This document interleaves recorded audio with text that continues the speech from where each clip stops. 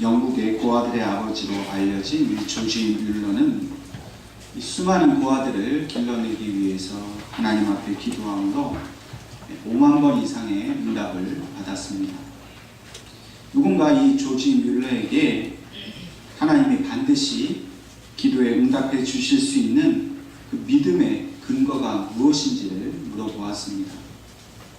그러자 조지 뮬러는 이렇게 대답을 했습니다. 저는 성경에 입각하여 쉬지 않고 기도하였습니다. 저는 성경 말씀을 읽고서 하나님이 제 기도에 응답하시리라는 확신을 가졌습니다. 이렇게 대답했습니다. 그러면서 자신의 그 모든 삶을 통해서 하나님 앞에 기도하였던 그 기도의 원칙을 다음과 같이 제시하였습니다. 첫 번째, 이 뮬러의 기도의 원칙은 축복의 근원이 되시는 예수님의 공로에 대한 확신을 가져야 합니다. 두 번째는 기도 전에 먼저 마음에 떠오르는 모든 죄를 자백하고 회개해야 합니다. 세 번째는 하나님의 말씀에 대한 확실한 믿음을 가져야 합니다. 네 번째는 자신의 생각이 아닌 하나님의 뜻을 따르는 목적을 가집니다. 다섯째는 하나님을 신뢰하고 기다리는 끈기를 가집니다. 여섯째는 작고 사소한 일들도 기도하는 섬세함을 가집니다. 이와 같은 이 6개의 원칙을 가지고 조지 뮬러는 끊임없이 쉬지 않고 하나님께 기도하였습니다. 그리고 이 기도의 근거는 오직 하나님의 말씀이었습니다. 자기 신념, 자기 생각대로 기도한 것이 아니라 이 6가지 원칙은 철저하게 성경에서 기록하고 있는 그 말씀대로 뮬러는 기도를 하였던 것입니다. 그의 기도에 힘이 있었고 5만 번 기도에 5만 번 응답이 있을 수 있었던 유일한 그 원칙은 바로 하나님의 말씀이 그대로 하시는 대로 그가 믿고 기도했다는 것입니다. 기도는 우리가 말로서 합니다. 그런데 기도가 때로는 주문처럼 그저 뜻없이 마음 없이 이렇게 주절주절 할 때도 있습니다. 그러나 그것은 기도가 아닙니다. 또 때로 우리가 기도할 때에는 자기의 속상한 마음, 어떤 넋두리를 기도로서 표현합니다. 그러나 그러한 기도도 참된 기도가 될 수 없습니다. 기도의 본질은 내 생각, 내 뜻을 내어버리고 오직 하나님을 향한 믿음만을 표현하는 것입니다. 우리가 하나님의 말씀을 온전히 믿고 있다는 증거가 바로 기도입니다. 온전히 하나님을 신뢰한다는 최고의 표현이 기도입니다. 그렇기 때문에 우리가 기도한다고 하면서 하나님을 믿지 못한다면 그것은 기도라 할 수가 없습니다. 내가 하나님을 사랑한다는 증거, 내가 하나님을 나의 구주로, 나의 생명의 주인으로 믿는다는 증거, 기도하기 때문에 그 믿음이 표현되는 것이죠. 그런 믿음이 없이 드리는 기도는 하나님 앞에 다가갈 수도 없고 하나님이 받으실 수도 없다는 겁니다. 우리는 수많은 기도에 대한 가르침을 받아왔습니다. 기도해야 한다는 것을 너무나 잘 알고 있고 실제로 그렇게 기도도 많이 하고 있습니다. 근데 정말 우리가 드리는 기도가 믿음의 기도인지 다시 한번 오늘 주신 말씀을 통해서 점검해 볼 수 있기를 간절히 바랍니다. 오늘 본문 말씀을 통해서 우리 주님 예수님께서는 믿음의 기도가 어떤 것인지를 분명하게 우리에게 설명해 주고 계십니다. 우선 본문은 20절 말씀에 예수님께서 저주하신 무화과 나무가 뿌리째 말라버린 것을 보고서 베드로가 예수님께 그 사실을 보고하는 장면에서 시작을 하고 있습니다. 왜 예수님께서 말씀하신 이 무화과 나무가 말랐는가 하는 것은 이 본문에 앞서 있는 마가복음 11장 12절과 14절의 그 내용을 기초로 하고 있습니다. 제가 12절부터 14절 말씀을 읽겠습니다. 이튿날 그들이 베다니에서 나왔을 때에 예수께서 시장하신지라 멀리서 잎사귀 있는 한 무화과 나무를 보시고 그 나무에 무엇이 있을까 하여 가셨더니 가서 보신즉 잎사귀 외에 아무것도 없더라. 이는 무화과의 때가 아님이라. 예수께서 나무에게 말씀하여 이르시되 이제부터 영원토록 사람이 내게서 열매를 따먹지 못하리라 하시니 제자들이 이를 듣더라. 예수님이 무화과 나무에서 열매를 하나 기대하셨습니다. 근데 아직 때가 되지 않았기 때문에 당연히 열매는 없었습니다. 그럼에도 불구하고 예수님은 그 무화과 나무를 저주하셨고 그 이튿날 그 무화과 나무는 예수님의 저주대로 말라버렸습니다. 왜 예수님께서는 이렇게 이 무화과 나무를 저주하셨을까요? 단지 이 무화과 나무가 열매가 없다는 것을 예수님이 불쾌히 여기셔서 이렇게 하신 것이 아닙니다. 이 무화과 나무를 통해서 예수님께서 오늘 제자들에게 또한 그 시대에 있는 유대인들에게 어떤 중요한 교훈을 가르쳐 주시기 위해서 그와 같은 일을 행하셨던 것입니다. 그것은 바로 잎사귀만 무성한 이 유대인들의 거짓 신앙, 잘못된 신앙을 고발하시기 위함이었습니다. 뿐만 아니라 예수님은 이러한 무화과 나무를 말씀만으로도 메마르게 하실 수 있는 그런 권세와 능력이 있는 참된 하나님의 아들이심을 보이기 위함이었습니다. 당시 유대인들은 예수님을 대적하였습니다. 단지 대적하였을 뿐만 아니라 그들이 가지고 있었던 신앙에 심각한 문제가 있었습니다. 유대인들의 신앙의 중심은 모세의 율법입니다. 그들은 모세의 율법을 지키며 살아간다고 자부하고 있습니다. 모세의 율법을 잘 지키는 그런 하나님의 그 믿음 있는 백성이라고 스스로 생각을 하였습니다. 그러나 사실은 그들은 전혀 하나님께 대한 믿음을 가지지 못하였습니다. 주님은 이 외형뿐만인 이 유대인들의 신앙을 꼬집으면서 그들이 정말로 하나님을 믿고 참되게 의지해야 할 것을 오늘 이 무화과 나무의 그 모습을 통해서 바른 교훈을 주기를 원하십니다. 믿음이 없는 기도, 그것은 바로 이 잎사귀만 무성한 무화과 나무와 같습니다. 사실 이 유대인들처럼 종교심이 뛰어난 민족도 없습니다. 그들은 기도도 잘합니다. 그들은 율법도 잘 지킵니다. 그들은 하나님께 그 정해진 대로 제사도 열심히 잘 드리는 사람이었습니다. 그러나 이러한 그들의 신앙의 모습은 결과적으로 아무런 열매도 없는 그런 겉모습만 화려한 껍데기에 불과한 것입니다. 특별히 이러한 유대인들의 이 거짓된 모습, 이것은 본문 15절 이하에 있는 이 예수님의 성전 정화 사건과도 매우 밀접하게 관련이 되어 있습니다. 우리가 잘 알고 있는 대로 예수님께서 성전에서 장사하는 자들을 다 쫓아내셨습니다. 상을 펴놓고 여러 가지 장사를 하고 있던 그 상을 다 채찍으로 엎어버리셨습니다. 왜 주님께서 그렇게 하셨을까요? 본래 유대인들에게 있어서 이 성전은 그들의 삶의 중심입니다. 성전 없는 유대인의 삶은 생각할 수도 없습니다. 뿐만 아니라 이 성전에서 드리는 제사는 그들의 신앙의 중심이었습니다. 유대인들은 어떤 믿음을 갖고 있었느냐면 이 성전에서 제사를 드릴 때 자신들의 모든 죄가 용서받는다 생각했습니다.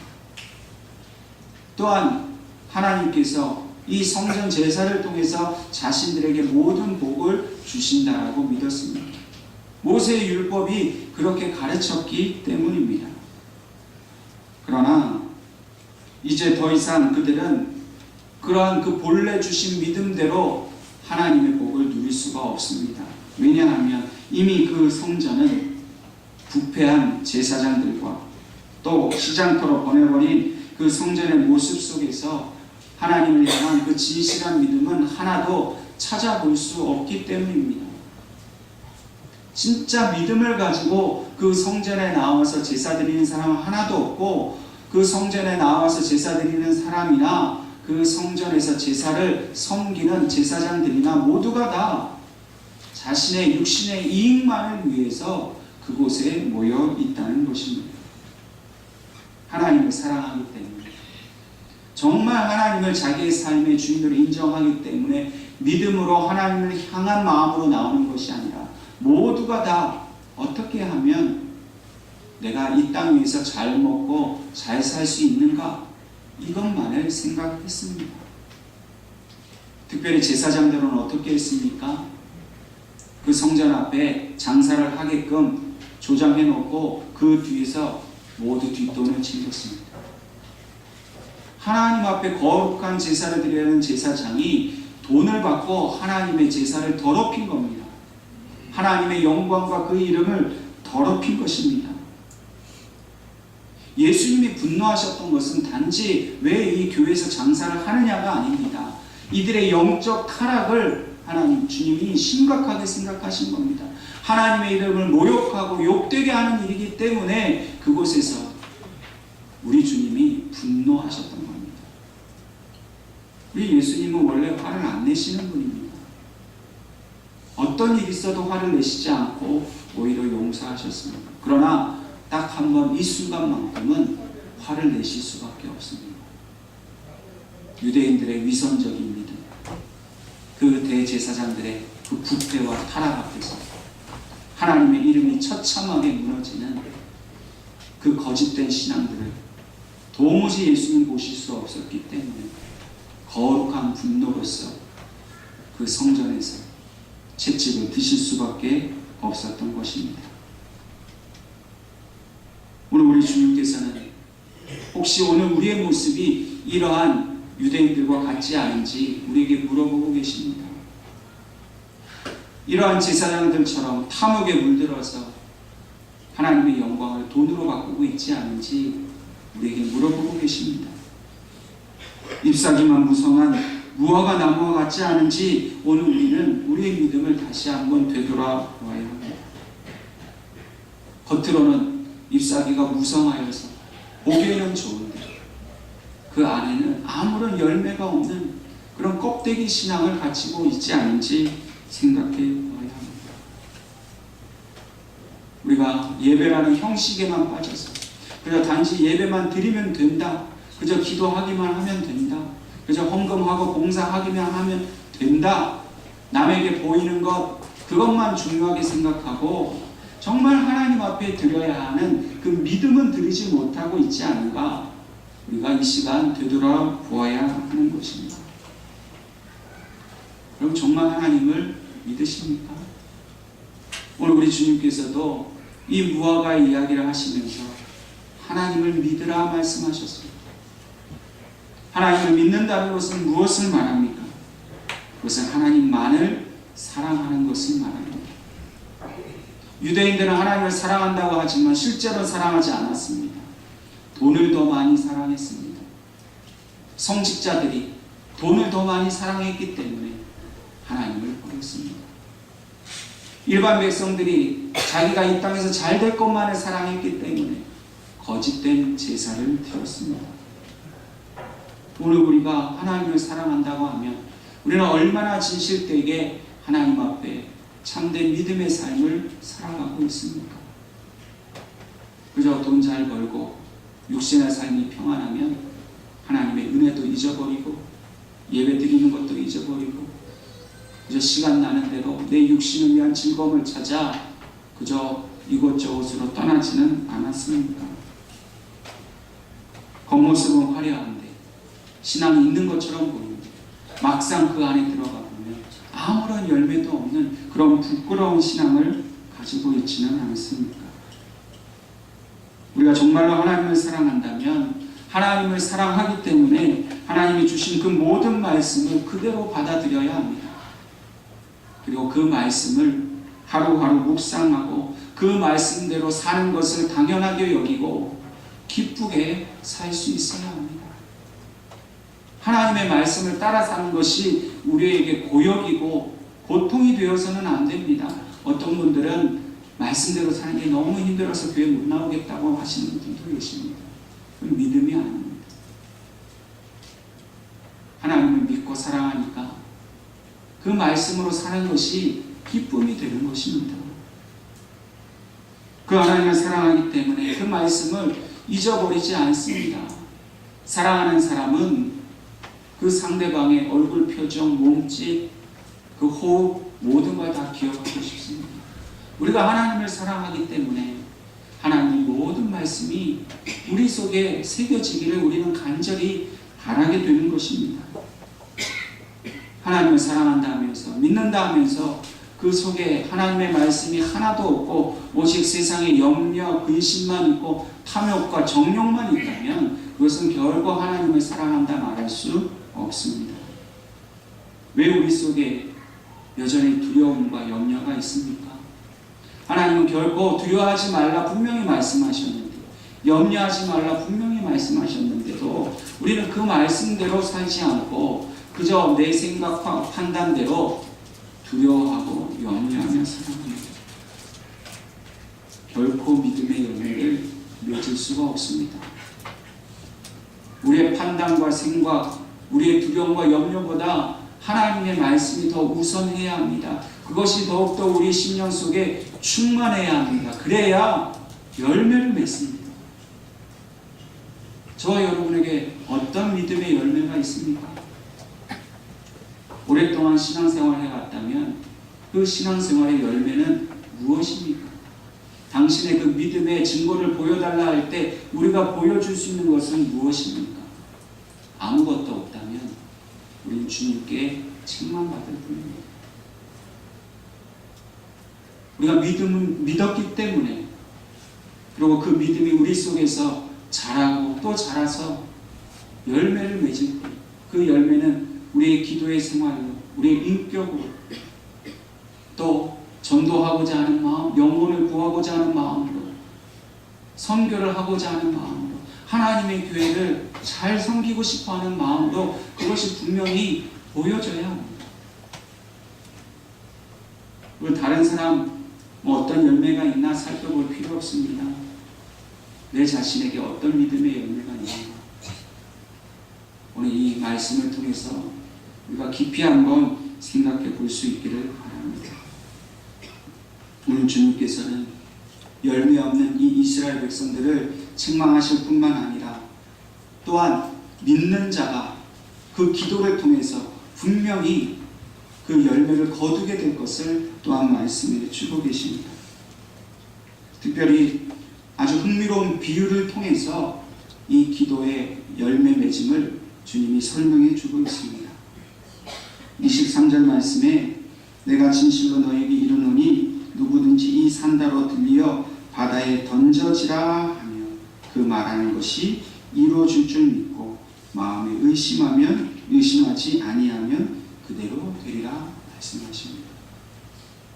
여러분, 산이 들려서 바다에 던져지라 그렇게 하면 그대로 되리라. 여러분 믿어지십니까? 사실 이 말씀은 이 일이 진짜 일어난다라는 것이 아니라 믿음의 원리를 말씀해 주시는 겁니다. 유대인들은 자신들에게 있는 매우 힘든 일을 산을 옮기는 일이라 이렇게 비유를 통해 말했습니다. 유대인들에게는 흔히 산을 들어 올려야 되는데 라는 말이 그냥 일반적으로 쓰이는 말이었다는 것이죠. 그럼 우리가 랍비라는 말을 잘 아시죠? 선생이라는 뜻입니다. 이 유대인들에게 이 랍비라는 말, 그 원래적인 뜻은 바로 산을 옮기는 사람이라는 뜻입니다. 이 유대인들에게 랍비는 매우 중요한 사람입니다. 자신들의 인생의 문제, 또 어떤 신앙의 문제, 지혜의 문제를 가르쳐주고 해결해주는 그런 아주 중요한 존재입니다. 그런데 그들이 하는 일이 무엇입니까? 산을 옮겨주는 일, 자기의 문제를 해결해주는 일, 그게 바로 랍비가 하는 일. 여러분, 우리도 흔히 말하기에 내 앞에 지금 태산 같은 문제가 있다, 이렇게 표현을 하지 않습니까? 그럼 그 태산 같은 문제는 어떻게 해야 합니까? 내가 옮길 수 없습니다. 이 산더러 들려서 바다에 던져오라, 그건 내 능력으로 할 수 있는 일이 아닙니다. 산이 들려서 바다에 던져지는 것과 같이 그렇게 넘어설 수 없는 큰 문제를 해결하시는 분은 오직 하나님 한 분이신 것을 믿으라는 말씀입니다. 믿음의 원리가 그렇다는 거죠.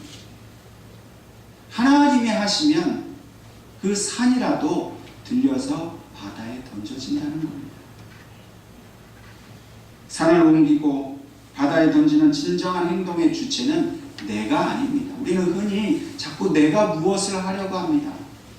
하나님 내게 능력 주셔서 내가 무엇을 하게 해주십시오 라고 하는데 그것은 믿음이 아닙니다. 그건 욕심일 뿐입니다.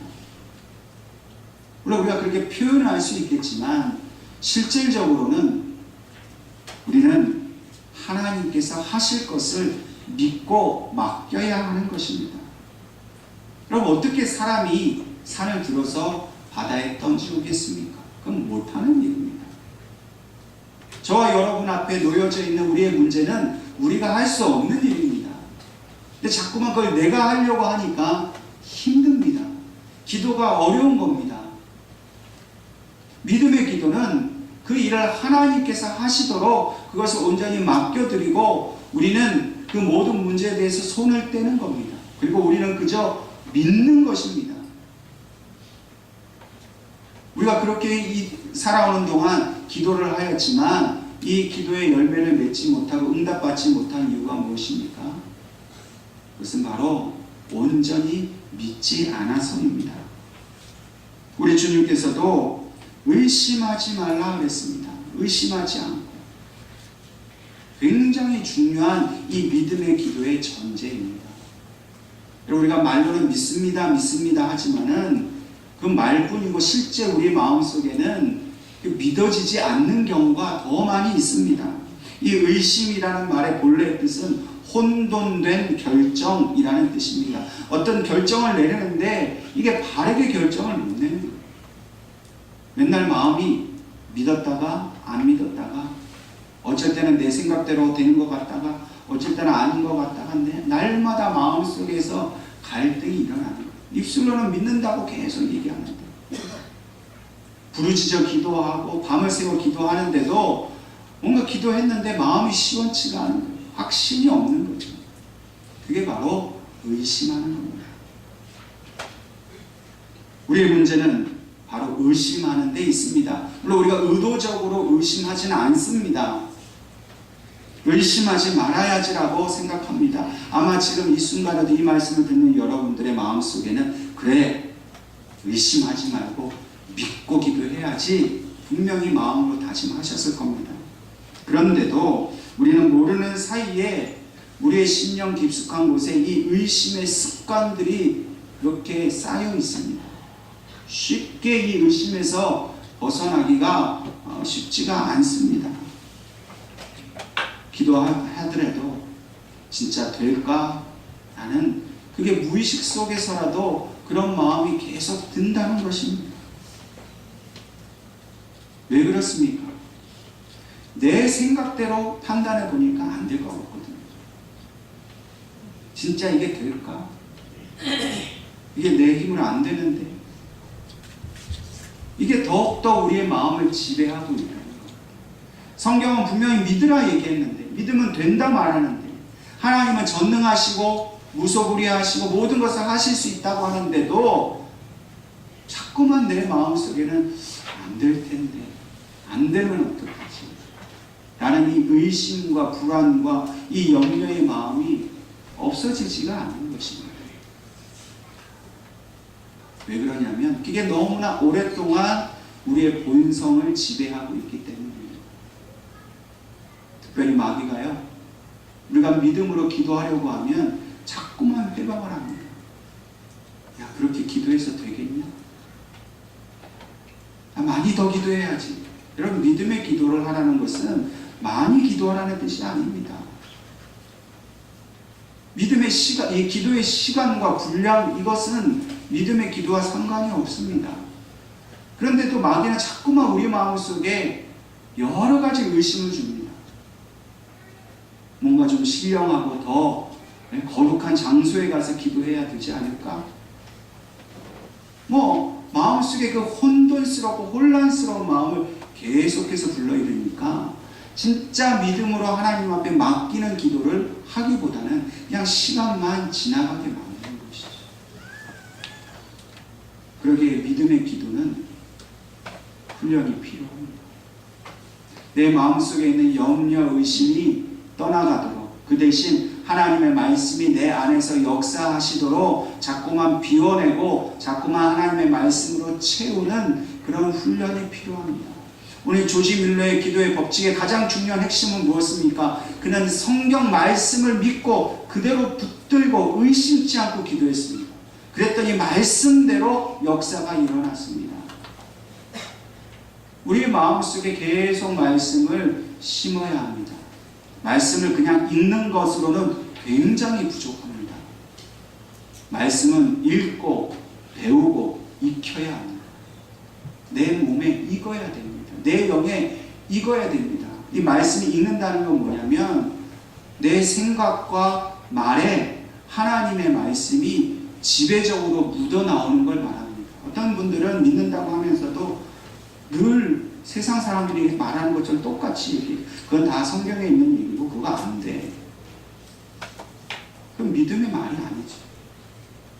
하나님의 말씀이 내 안에 들어오고 그것이 익혀지면 그냥 무의식적으로 내뱉는 말 속에도 성경 말씀이, 믿음의 말들이 묻어나오는 거예요. 다른 분들은 야, 안 돼, 안 돼, 걱정하고 두려워하는데 아니 그걸 왜 걱정해? 하나님 분명히 하신다고 하셨잖아. 이게 그냥 들으라고 기분 맞춰주는 말이 아니라 진짜 자기도 모르게 자연스럽게 자기 심령에서 그런 말이 나오는 거죠. 우리의 생각과 말에 하나님의 말씀이 지배적으로 우리의 그 모든 생각과 말을 주장하지 않고 있다면 우리가 아무리 기도해도 그 기도는 결코 믿음의 기도가 될 수 없다. 거룩한 습관이 필요합니다. 내 삶이 오직 성령께서 주장하시고 하나님의 말씀으로 완전히 사로잡히는 그런 은혜의 삶을 살아야 합니다.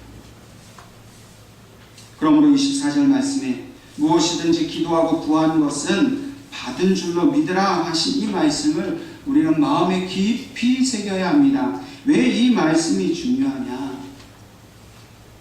여러분, 우리가 무엇이든지 구하면 다 이루어진다. 얼마나 기분 좋습니까? 근데 이 말씀은 오해하면 안 됩니다. 내 뜻대로 내가 하고 싶은 대로 다 할 수 있다. 내가 내 삶을 조정할 수 있다. 라는 뜻이 아닙니다. 이것은 이 무엇이든지 구하는 것은 받은 줄로 믿으라는 하나님의 이 주님의 명령에 우리가 순종하라는 것입니다. 여러분, 내가 욕심으로 구하고 내가 막 아무거나 다 구해도 다 하나님이 주신다? 아닙니다. 우리가 믿음으로 구한다는 것은 하나님께서 원하시는 그 일을 우리가 구하게 된다는 것을 말합니다.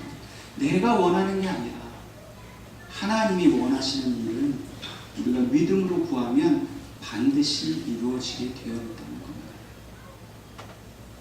또한 이 말씀은 이미 우리가 구하는 것을 받았다는 것을 믿으라는 겁니다. 우리는 어떻게 기도하냐면 기도하면서 앞으로 되게 해주세요 라고 기도합니다. 언제가 될지는 모르지만 막연한 기대를 갖고 그렇게 됐으면 좋겠다 그렇게 기도합니다. 근데 그 기도는 믿음의 기도가 아니라는 겁니다. 이미 그 문제가 기도하는 순간, 믿음의 기도를 드리는 순간 해결이 되었다는 것을 믿으라는 겁니다. 앞으로 언젠간 되겠지. 되면 좋고 안 되면 말고. 그건 믿음의 기도가 아니라. 우리가 정말 말씀이 주시는 그 은혜가 내 속에 충만하고 말씀이 믿어지고 말씀대로 내가 사는데 그 말씀 붙들고 기도하는 것이 이미 이루어졌다. 그것을 믿는 것. 그러면 그 기도는 이미 응답이 된다는 겁니다. 좀 더 다른 차원으로 말씀을 드리면, 여러분, 믿음으로 기도하기 전에는 우리 마음속에 불안과 염려와 두려움이 있습니다. 될까? 됐으면 좋겠는데 안 되면 어떡하지? 근데 믿음의 기도를 드릴 때 이미 받은 줄로 믿게 되면, 아직 그 일이 일어나지는 않았지만 이미 그 일이 지금 일어났다고 믿어지니까 기도하기 전 그 불안하고 두려워하고 염려하던 마음이 사라지게 되는 겁니다. 여러분, 한번 상상해 보세요. 여러분들이 그 해결되었으면 하는 그 문제가 지금 해결이 되었다 생각해 보세요. 그럼 여러분들 기분이 어떻게 변합니까? 기쁘죠. 야, 내가 그처럼 바라는 일이 이루어졌구나. 아, 기쁘다. 감사하다. 평안하다. 그걸 지금, 그 감정을 지금 느끼라는 겁니다. 나중에 그 문제 해결되었을 때 느끼려고 하는 것이 아니라, 그렇게 됐으면 좋겠다라는 기대가 아니라, 지금 이미 그 문제 해결됐다. 그래서 나는 기쁘다, 감사하다, 평안하다, 하나님께 영광이다 하고 실제로 그것이 행동으로, 말로, 삶으로 나타나는 겁니다. 근데 우리는 어떻게 해요? 실컷 기도해놓고 여전히 우울하고 불안하고 두려움으로 언젠가 되겠지, 안 돼도 어쩔 수 없고 이러고 간다. 그건 믿음의 기도가 아니라는 거죠. 그럼 우리의 믿음의 대상인 하나님은 어떤 분입니까? 천지를 창조하신 하나님입니다. 사람을 죽이기도 하고 살리시는 분입니다. 하나님 모든 것을 하실 수 있습니다. 근데 하나님이 내 문제는 해결하지 못하실까요? 우리가 정말 믿음으로 기도하지 않는다는 것은 하나님을 욕되게 하는 일입니다. 하나님은 모든 것을 하시겠다는데, 믿기만 하라는데, 기도하고 구한 것은 받은 줄로 믿으라 그랬는데 그 말씀을 믿지 않고 여전히 두려움과 불안한 가운데 그저 기도하는 척하고 있다면 결과적으로 우리는 아무것도 하나님께로부터 받지 못할 뿐만 아니라 하나님의 이름도 영광도 가리게 된다는 겁니다. 슈테퍼라는 분은 이렇게 말합니다. 기도는 믿음이 가지는 능력의 근원이고 그 힘이 발휘되는 방법이다.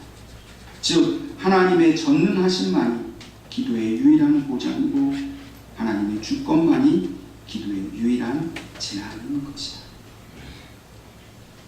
하나님은 우리가 믿는 모든 것을 다 하실 수 있습니다. 믿기만 하십시다. 내 생각, 내 판단대로 이건 되고 안 되고 그걸 규정하지 말라는 겁니다. 하나님 모든 것을 아셔. 그러니까 하나님께 완전히 맡겨놓고 우리는 하나님께서 그것을 이루어 주셨다는 사실을 믿고 하나님을 찬양하고 영광 돌리고 하나님을 바르게 예배하는 일에만 우리는 힘을 쓰라는 겁니다. 내가 고민한다고 절대 문제 해결되지 않습니다. 내가 붙들고 내가 용쓴다고 해결되지 않습니다. 하나님은 하십니다. 산을 들어서 바다에 빠지는 일 나는 못해도 하나님은 하십니다. 오늘 저와 여러분은 이 믿음을 가지게 해달라고, 이러한 믿음의 사람, 기도의 사람이 될 수 있게 해달라고 간절히 하나님 앞에 믿음으로 기도하시되 이러한 믿음의 열매가 풍성한 그런 은혜를 누리게 되기를 주님의 이름으로 축원합니다. 기도하겠습니다.